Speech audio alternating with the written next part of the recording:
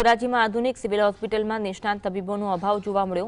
General સર્જન, radiologist, બાળરોગ નિષ્ણાત, ENT સર્જન તથા ગાયનેકોલોજિસ્ટની જગ્યાઓ ખાલી હોવાથી ગંભીર દર્દીઓને રાજકોટ, જૂનાગઢ રિફર કરવા પડે છે। ગાયનેક વોર્ડ આધુનિક સુવિધાઓથી સજ્જ હોવા છતાં ડોક્ટરની બદલી બાદ ખાલી પડ્યો છે। બાળ આઈસીયુ 1.5 વર્ષથી તૈયાર હોવા છતાં બાળરોગ નિષ્ણાતના અભાવ બંધ છે।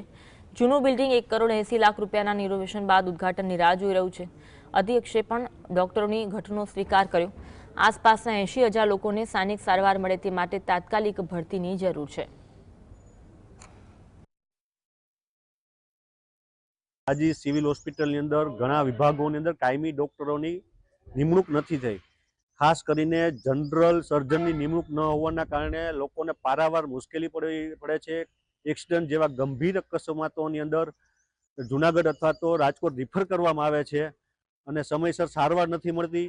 અને ગાયનેક વિભાગની અંદર પણ આ જ પરિસ્થિતિ છે। કાયમી ગાયનેક ન હોવાના કારણે મહિલાઓ જ્યારે અહીંયા સારવાર લેવા માટે આવે છે ત્યારે એને રાજકોટ અથવા તો જૂનાગઢ બીજી પ્રાઇવેટ હોસ્પિટલ રિફર કરવામાં આવે છે। ખાસ કરીને ગરીબ લોકો પાસે જ્યારે પૈસા ન હોય ત્યારે આને હોસ્પિટલે પહોંચવું પણ મુશ્કેલ પડે છે અને ગંભીર ક્ષતિનો સામનો કરવો પડે છે મહિલાઓને।